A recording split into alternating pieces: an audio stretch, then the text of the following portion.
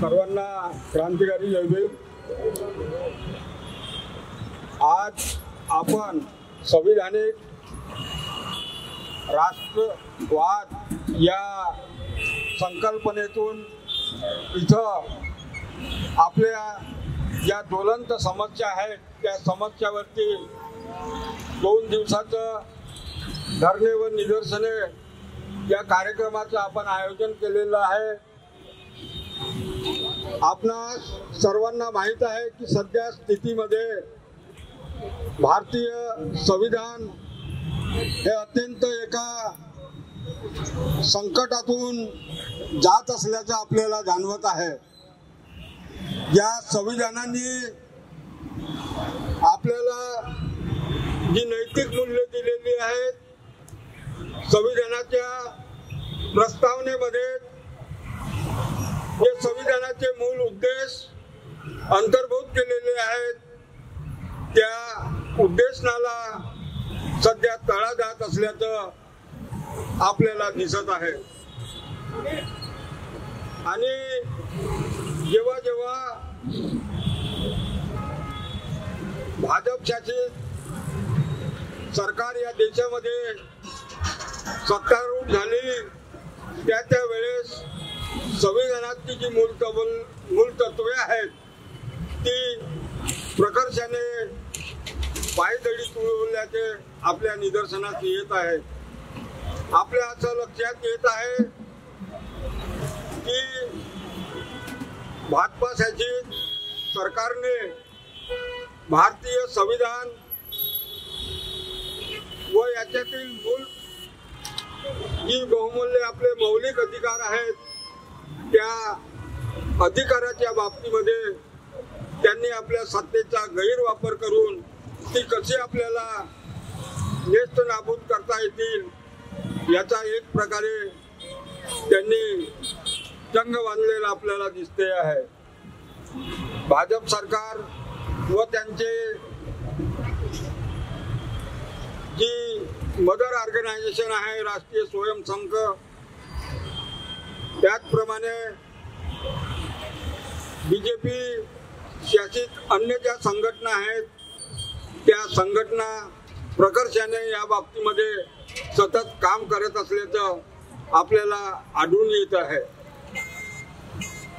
आणि त्याकरिता त्यांच्या ह्या ज्या सर्व यंत्रणा प्रामुख्याने हिंदू राष्ट्र कसं निर्माण होईल याकरिता सतत प्रयत्न करत असल्याचं आपल्याला जाणवत आहे। आपल्याला माहिती असेल की बीजेपीचे जे आर्थिक सल्लागार विवेक वेबराय यांनी मागे एका मिंट या वृत्तपत्राला मुलाखत दिली। त्या मुलाखतीमध्ये त्यांनी प्रामुख्याने असं स्पष्ट केलेलं होतं की हे भारतीय संविधान जे आहे हे इंग्रजांनी जो 1935ला भारतीय ॲक्ट बनवला होता त्याच्यावर आधारित आहे व या संविधानामध्ये वेळोवेळी आपल्याला अनेक अमेंडमेंट म्हणजे सुधारणा कराव्या लागल्या आणि त्यामुळे हे संविधान आता कुचकामी झालेलं आहे व हे संविधान बदलणं फार आवश्यक आहे। अशा प्रकारची वाच्यता त्यांनी त्या वृत्तपत्राला आपल्या मुलाखतीमध्ये दिली। एवढं मोठं वक्तव्य करण्यामागे त्यांचा काय उद्देश होता हे आपल्याला स्पष्ट समजते आहे व त्याकरिता जे सत्तारूढ शासनकर्ते आहेत त्यांनी याच्यावरती कुठल्याही प्रकारचा प्रतिकार केला नाही व अप्रत्यक्षपणे त्याला एक प्रकारे मुजरा दिल्याचं आपल्या लक्षात येत आहे।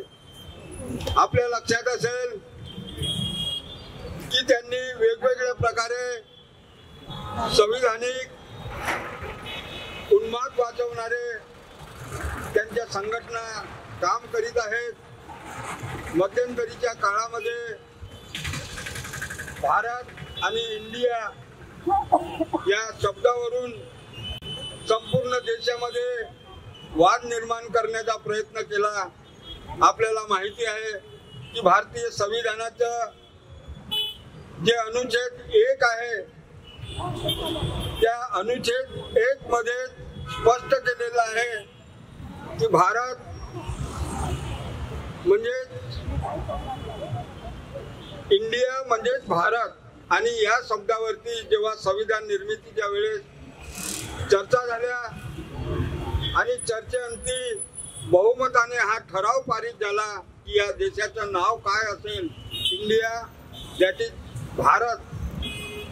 अशा प्रकारे संविधान 1 मध्ये उल्लेख असताना सुद्धा या शब्दावरून एक देशामध्ये एक वेगळं वातावरण निर्माण करण्याचा प्रयत्न केला गेला व त्या बाबतीमध्ये देशामध्ये एक वेगळ्या प्रकारचं वातावरण निर्माण करून त्यांनी आपली भूमिका स्पष्ट केली।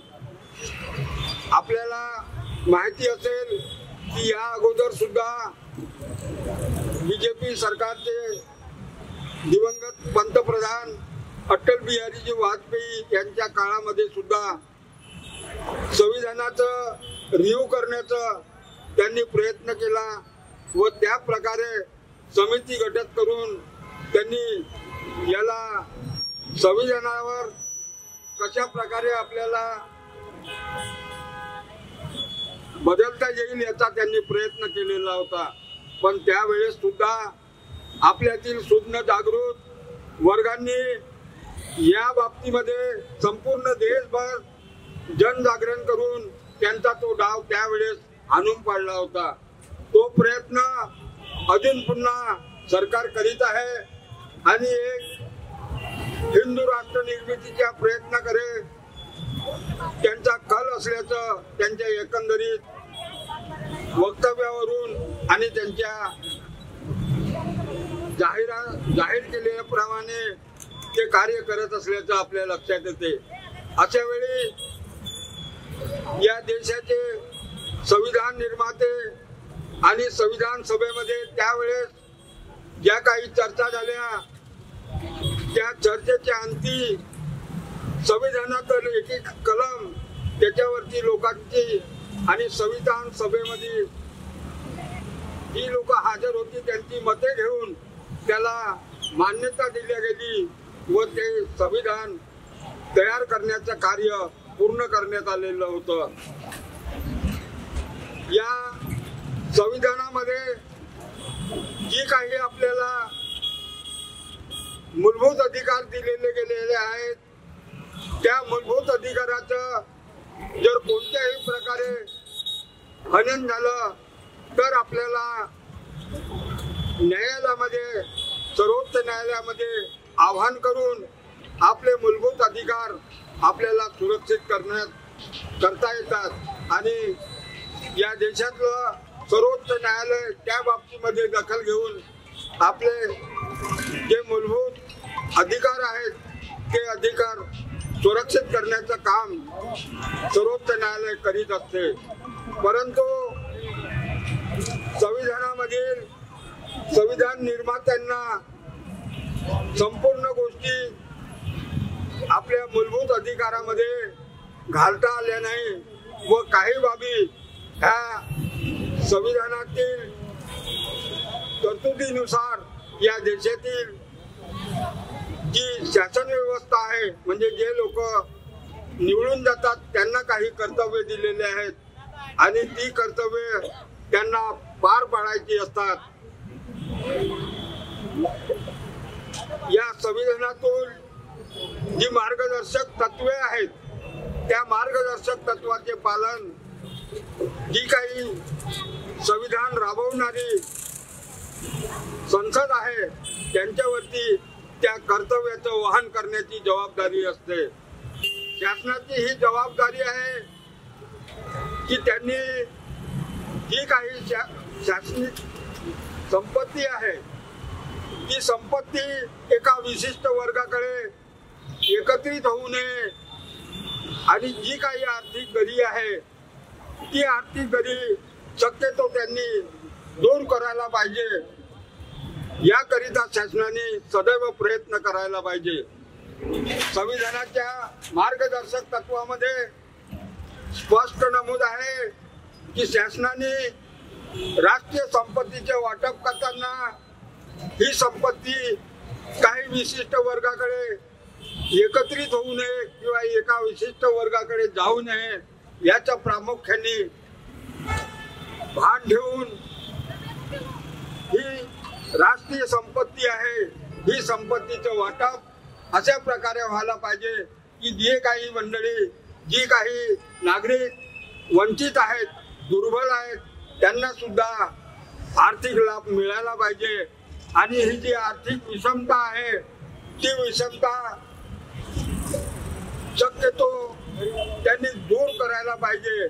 याकरिता बाबासाहेबांनी जेव्हा हे भारताचं संविधान सभेला सोपविलं त्यावेळेस त्यांनी एक आपली खंत व्यक्त केलेली होती की आम्ही या संविधानाद्वारे सामाजिक व राजकीय समता प्रस्थापित केलेली आहे, परंतु त्याच वेळी मात्र आपण आर्थिक विषमता दूर करण्यासाठी किंवा आर्थिक समता जी स्थापन करायची आहे ती स्थापन करू शकलो नाही। परंतु ही जी आर्थिक दरी आहे या देशातील जी काही शासनकर्ती जमात आहे किंवा जे संविधानिक पदावर विधिमंडळात निवडून गेलेले सदस्य आहेत त्यांनी ही जबाबदारी शक्यतो लवकरात लवकर दूर केली नाही तर जी मंडळी या विषमतेच्या छळाला पिळल्या जाईल ती मंडळी मात्र हा लोकशाहीचा डोलोरा उद्ध्वस्त केल्याशिवाय राहणार नाही। ही खंत त्यांनी त्यावेळेस सुद्धा आपली बोलून दाखवलेली होती। आपण सध्या पाहतो आहोत की देशातील जी काही राष्ट्रीय संपत्ती आहे ती संपत्ती काही मोजके लोकांकडे वळवण्याचं शासनाचं धोरण असल्याचं आपल्या लक्षात येत आहे। आणि जर आपल्याला संविधानिक राष्ट्रवाद किंवा संविधानिक जी मूळ तत्त्वे आहेत त्याप्रमाणे आपल्या देशाचं शासन संविधानाप्रमाणे चालावं याकरिता आपण या देशाचं संविधान निर्माण केलेलं आहे आणि या संविधानाप्रमाणे जी काही आपल्याला प्रत्येकाला आपल्या धर्माचं स्वातंत्र्य दिलेलं आहे, परंतु त्याच वेळी कुठल्याही प्रकारचा धार्मिक उन्माद होता कामा नये व एका विशिष्ट धर्माचं राज्य तुम्हाला निर्माण करता येऊ शकत नाही। आणि संविधानाच्या अनुच्छेद 25 प्रमाणे देशातील प्रत्येक नागरिकाला आपल्या आपल्या धर्माचं उपासना करण्याचं, त्याचं पालन करण्याचं हे जरी स्वातंत्र्य असलं तरी सार्वजनिक ठिकाणी किंवा सार्वजनिक लोकांवर तुम्ही तुमचा धर्म बळजबरीनं कधी थोपवू शकत नाही। त्याचप्रमाणे या देशाचं संविधान बनवताना अनेक बाबीचा विचार करण्यात आलेला होता, कारण संविधान निर्मितीच्या वेळेस किंवा देश स्वतंत्र झाला त्यावेळेस आजप्रमाणे अखंड भारत नव्हता, तो विविध प्रांतामध्ये विखुरलेला होता। यांना सर्वांना एकत्रित करण्याकरिता जी काही संविधान निर्मिती होते त्यांना अथक प्रयत्न करावा लागला व त्या प्रयत्नातून या देशाची निर्मिती झाली। संविधानिक मूल्याप्रमाणे आपण सर्वांना एका सूत्रात बांधण्याचं काम केलेलं आहे व या संविधानामध्ये जी काही प्रावधाने करण्यात आलेली आहेत त्या प्रावधानानुसार या देशातल्या प्रत्येक नागरिकांनी या संविधानाला मान्यता देऊन स्वतःप्रती हे संविधान अर्पित केलं आहे व या संविधानाप्रमाणे चालण्याची प्रत्येकाने एक प्रकारे प्रतिज्ञा केलेली आहे। संविधानाच्या उद्देशिकेमध्ये जेव्हा हे संविधान प्रत्येकाला बंधुभाव निर्माण करण्याचं, समता निर्माण करण्याचं आणि त्याला संधीची समानता आणि समानतेचं तत्व या संविधानाने जे निर्माण केलेलं आहे त्याप्रमाणे या देशाचा हा जो संविधानिक राष्ट्रवाद आपण ज्याला म्हणतो त्या संविधानाप्रमाणे या देशाची वाटचाल निरंतर चालायला पाहिजे आहे। अलीकडे एकसूत्री सत्ता आल्या कारणामुळे अनेक संविधानिक दुरुस्त्या करून जी काही संविधानाची संरचना आहे, जे काही संविधानाचे तत्वज्ञान आहे त्या विविध अमेंडमेंट्सद्वारे बदलण्याचा प्रयत्न होत असल्याचं आपल्या लक्षात येत आहे। न्याय मिळावा याकरिता संविधानामध्ये संविधानाचे अनुच्छेद 15-16 मध्ये ज्या काही समानतेच्या व संधीच्या समानतेच्या तरतुदी आहेत त्या तरतुदीला सुद्धा डावलून काही अमेंडमेंट करण्यात आलेले आहेत। म्हणजे आपल्याला सर्वांना माहीत असेल की या सरकारने जे अनुच्छेद 16 मध्ये दुरुस्ती केलेली आहे आणि आर्थिक निकषावरती एक आरक्षण देण्याचा सुधारणा करून सर्वोच्च न्यायालयाने सुद्धा त्याच्यावरती शिक्कामोर्तब केल्याचं आपल्या लक्षात येत आहे। तर जे संविधानिक राष्ट्रवाद आहे आपण सर्वांनी या देशाच्या संविधानाप्रमाणे देशाचा कारभार व्हावा म्हणून देशाची वाटचाल जी आहे संविधानाप्रमाणे चालावी याकरिता ज्याही आपल्या प्रतिनिधींना तिथं पाठविलेले आहोत संसदेमध्ये त्यांच्यावर ही जबाबदारी आहे की संविधानातील कुठल्याही तरतुदीचा त्यांच्याकडे संख्याबळाच्या आधारावरती दुरुपयोग होता कामा नये। परंतु आपण जेव्हा लक्षात येते की आमचे प्रतिनिधी आरक्षणाच्या पदावर निवडून गेलेले प्रतिनिधी सुद्धा ज्यांच्या खांद्यावरती ही जबाबदारी आहे की त्या समाजाचे ते प्रतिनिधित्व करतात, त्यांच्या हक्काचं संरक्षण करण्याच्या बाबतीत त्यांची जबाबदारी असताना सुद्धा त्या ज्वलंत व सेन्सिटिव्ह मुद्द्यावर सुद्धा ती मंडळी कुठल्याही प्रकारचा विरोध करत नाही व मूक दर्शक बनून फक्त पाहत असतात।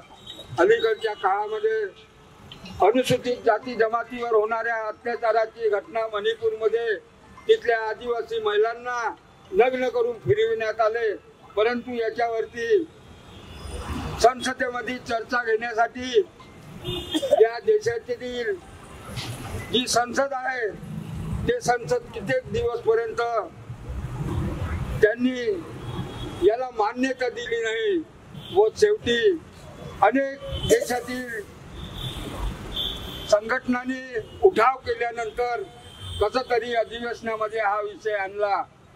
परंतु त्यावेळेस सुद्धा जी काही आपली आरक्षित पदावरून गेलेली आमदार आणि खासदार आहेत यांची भूमिका तुमच्या लक्षात आली असेल। एकाही आमदार खासदारांनी असं सौदार्य दाखवलं नाही की हा जो अनुसूचित जातीवरील होणारा अन्याय अत्याचार आहे तो अत्याचार थांबविण्याकरिता वर्तमान सरकारने कुठले प्रयत्न न केल्यामुळे आपल्या खासदारकीचा व आमदारकीचा राजीनामा देण्याचं औदार्य कुठल्याही इथल्या प्रतिनिधीने दाखवलेलं नाहीये। आपल्याला ज्या परिश्रमातून या देशाचं संविधान निर्माण करण्यात आलेलं आहे आणि हे देशाला अर्पित करण्यात आलेलं आहे आणि तेच संविधान आपण सर्वांनी अंगीकृत करून सर्वांनी स्वीकार केलेला आहे। त्यामुळे आपली प्रत्येकाची ही जबाबदारी आहे की संविधानाविरुद्ध होणारे प्रत्येक हालचाली आहेत त्याच्यावरती लक्ष देणं व या देशाचा जो काही कारभार आहे तो संविधानाप्रमाणे पुढे चालत राहायला पाहिजे. बाबासाहेबांना जेव्हा प्रश्न करण्यात आला होता तेव्हा त्यांनी स्पष्टपणे म्हटलं होतं की मी प्रथमही भारतीय आहे आणि अंतिमतः भारतीय आहे. त्यामुळे या देशातील प्रत्येक नागरिकाची जबाबदारी आहे, तो कुठल्याही धर्माचा पंथाचा असो, परंतु राष्ट्रहिताची जेव्हा गोष्ट येते तेव्हा प्रत्येकाने राष्ट्रहिताला प्राधान्य द्यायला पाहिजे आणि राष्ट्रहिताकरिता त्यांची प्रत्येकांची कृती असायला पाहिजे. त्यामुळं आपले जे संविधानिक अधिकार आहेत ते संविधान अधिकार आपल्याला असताना सुद्धा आपण ते अधिकार मिळवण्याकरिता आपल्याला अनेकदा संघर्ष करावा लागतो व ते अधिकार आपल्याला संघर्षातून मिळवावे लागतात. एकीकडे ज्यांना संविधानामध्ये कुठलेही अधिकार नसताना ते आपले अधिकार प्राप्त व्हावे याकरिता लढा देत असतात आणि आपल्याला संविधानिक अधिकार असताना सुद्धा आपण आपल्या अधिकारापर्यंत जागरूक नसल्यामुळं आपण आपले लढे देत नाही. अलीकडच्या काळामध्ये जो मराठा आरक्षणाचा प्रश्न आलेला आहे, ज्या सुप्रीम कोर्टाने मराठ्यांना आरक्षण नाकारलेलं आहे तरी ते लोक रस्त्यावरती येऊन त्यांना आरक्षण मिळावं याकरिता लढा देत आहेत. आपल्याकडे महाराष्ट्राचा आरक्षण कायदा आहे, या कायद्यामध्ये तरतुदी आहेत की जी काही मागासवर्गीय आहेत त्यांना महाराष्ट्राच्या आरक्षण कायद्याप्रमाणे सर्व सार्वजनिक संस्था असतील, खाजगी संस्था असतील, जे सहकारी संस्था असतील आणि सरकारच्या अनुदानाचा वापर करत असतील त्या प्रत्येक संस्थेवरती ही जबाबदारी आहे की त्यांनी आरक्षणाच्या तरतुदीचं पालन करावं. असं असताना सुद्धा ह्या संस्था निर्धास्तपणे त्याचं कुठल्याही प्रकारे पालन करीत नाही. अलीकडे शासनाने सुद्धा काही GR काढून असं धोरण आपलं ठरविलेलं आहे की येत्या नवीन शैक्षणिक धोरणाप्रमाणे ज्या काही संस्था आता चालवल्या जाणार आहेत आणि कायम बिना अनुदानित तत्वावर ज्या संस्था आहेत त्यांना हे आरक्षण धोरण लागू राहणार नाही व कुठल्याही प्रकारच्या आरक्षणाची तरतूद संस्थेमध्ये करता येणार नाही. आज परिस्थितीमध्ये शासन जे काही आपले निर्णय घेत आहेत ते संविधानाच्या विरुद्ध निर्णय होत असताना सुद्धा आपण अत्यंत गाफीलपणे बसलेलो आहोत. ही परिस्थिती आपण लक्षात घेऊन आपण या बाबतीमध्ये जागरूक राहिलं पाहिजे आणि आपल्या न्याय हक्कासाठी सतत लढण्याची तयारी ठेवली पाहिजे. अनेक वर्षापासून महाराष्ट्र शासनाने बागे समितीचा अहवाल मान्य केला आणि आर्थिक आरक्षण या देशातील अनुसूचित जाती जमातीच्या लोकांना त्यांच्या बजेटमधील 15% वाटा द्यावा अशा प्रकारची शिफारस केली होती व शासन GR सुद्धा काढले गेले होते. परंतु या GRची अजूनपर्यंत काटेकोरपणे अंमलबजावणी कधीही करण्यात आलेली नाही. त्याकरिता आपल्या संघटनेने अनेक वर्षापासून एक मोठा लढा उभारला व बजेट मधील आपला वाटा व वाट्याकरिता कायदा याकरिता सुद्धा आपण अनेकदा धरणे, आंदोलने, निदर्शने आणि प्रत्येक वेळी शासन विधिमंडळाचे जी अधिवेशन असतात त्या अधिवेशनामध्ये आपण ही मागणी रेटून धरलेली आहे. आपण अनेकदा शासनाच्या लक्षात आणून दिलेलं आहे की आपल्या शेजारच्या राज्यांनी आंध्र प्रदेश, तेलंगणा, कर्नाटक या राज्यांनी बजेट अनुसूचित जाती जमातीच्या बजेटविषयी त्यांच्या राज्यामध्ये कायदे केलेले आहेत. त्याचप्रमाणे महाराष्ट्र राज्यांनी बजेटच्या तरतुदीबाबत कायदा करावा व बजेटच्या वाट्याचा एक सुनियोजित वाटप व्हावं व या पैशाचा कुठल्याही याच्याकडे वळती होऊ नये व जो लाभार्थी आहे त्या लाभार्थीपर्यंत हा पैसा पोहोचावा। ज्या महाराष्ट्रामध्ये डॉक्टर बाबासाहेब आंबेडकर, फुले, शाहू यांची परंपरा लाभलेली आहे, त्याच महाराष्ट्रामध्ये मात्र आपला आर्थिक न्यायाचा वाटा जो आहे, आपला आर्थिक वाटा जो आहे तो वाटा शासन कधीच आपल्याला देत नाही। आज परिस्थितीमध्ये शासनाने जे काही नवीन शैक्षणिक धोरण आणलेलं आहे ते धोरण आपल्या महापुरुषांच्या विचारावरती नसून त्यांनी हे जे नवीन शिक्षण धोरण आणलेलं आहे त्यांनी एक प्रकारे आपला हिंदू धर्माचा अजेंडा पूर्ण करण्याचं या शिक्षण धोरणामध्ये त्यांनी तरतूद केल्याचं आपल्या लक्षात येत आहे। या बाबतीमध्ये सुद्धा आपण प्रत्येक वेळी ज्या वेळेस त्यांनी नवीन शिक्षण धोरणाचा जेव्हा जाहीर केलं 2019 मध्ये जेव्हा त्यांनी शिक्षण धोरण आपलं डिक्लेअर केलं त्यावेळेस पासून आपण आपले त्या धोरणाच्या बाबतीमध्ये आपली मतं आपण ठेवलेली आहेत।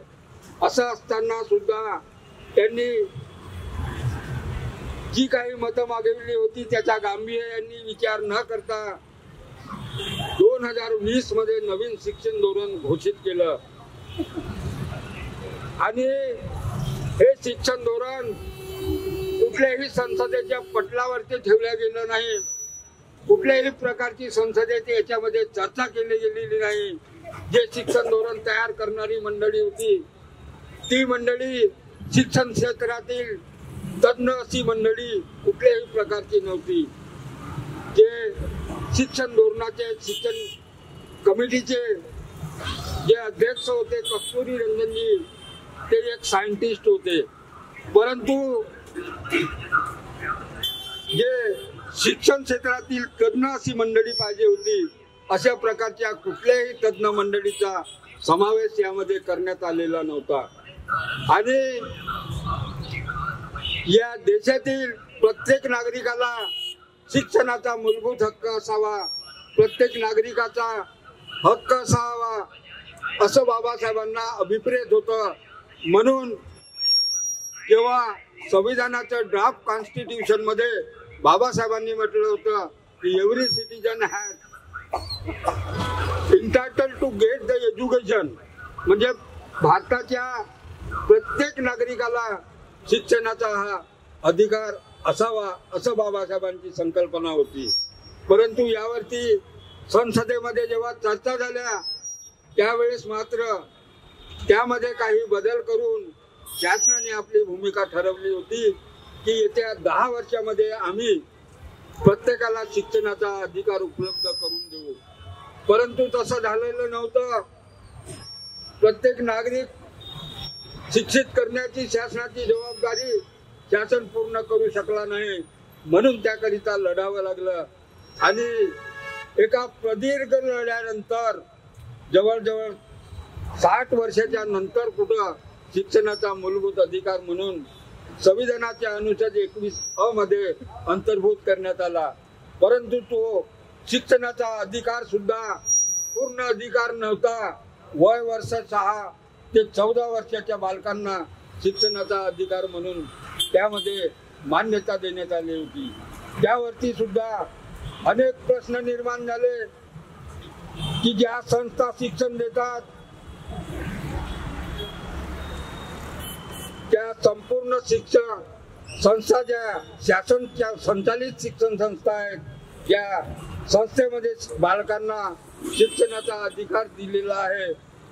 त्या शिक्षण संस्थेमध्ये विद्यार्थ्याची गळती होऊन खाजगी संस्थांकडे विद्यार्थ्यांचा कल झुकलेला होता, कारण शासकीय यंत्रणेद्वारे राबविण्यात येणाऱ्या शिक्षणामध्ये जे आपल्याला क्वालिटी शिक्षण पाहिजे होतं ते शिक्षण ते देऊ शकत नव्हते। म्हणून सर्वसामान्य जनतेचा कल हा खाजगी संस्थेकडे वळत होता आणि अशा संस्थेमध्ये सुद्धा शिक्षणाचा मूलभूत अधिकार असावा अशा प्रकारच्या मागणीकरिता लढे लढावे लागले। आणि त्यानंतर कुठं 25% फक्त तुम्हाला शिक्षणाच्या जागा तिथं राखीव ठेवण्यात आल्या आणि त्याही 25% मध्ये 12-12.5% अनुसूचित जातीकरिता आणि आर्थिक दुर्बल घटकाकरिता अर्ध्या जागा राखीव ठेवण्यात आल्या। अशा प्रकारे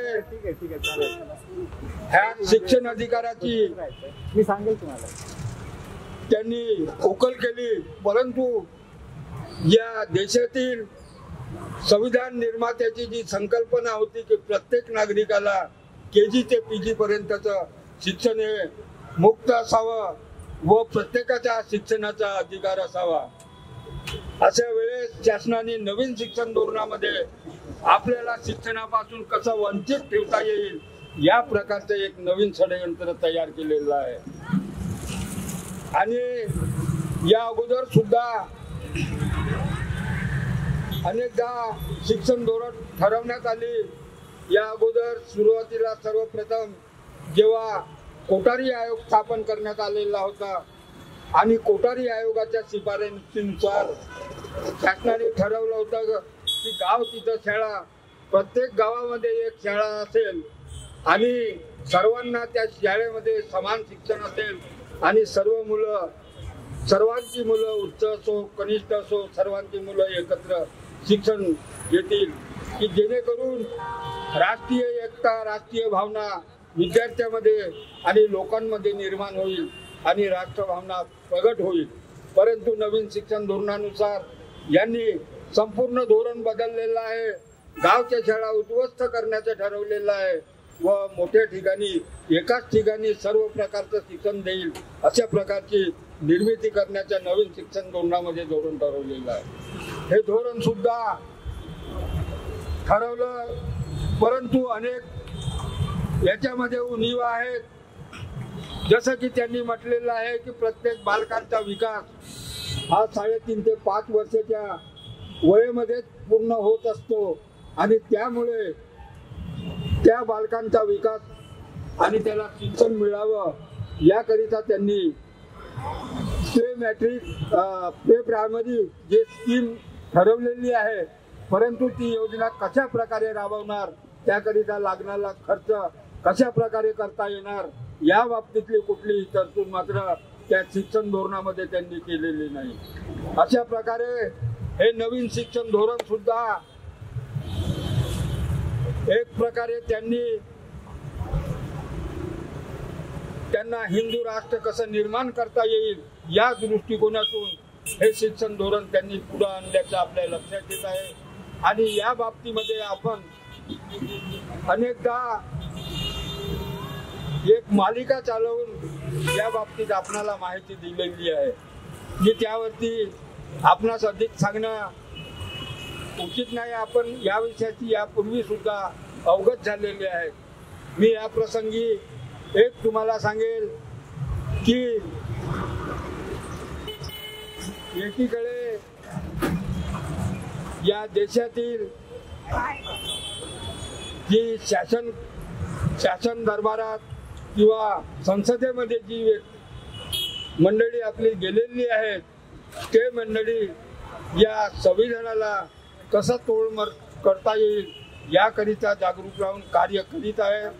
अशा वेळेस संविधानिक राष्ट्रवाद आपल्याला समजावा आणि त्यावरती आपली नेहमीची पुढची वाटचाल असावी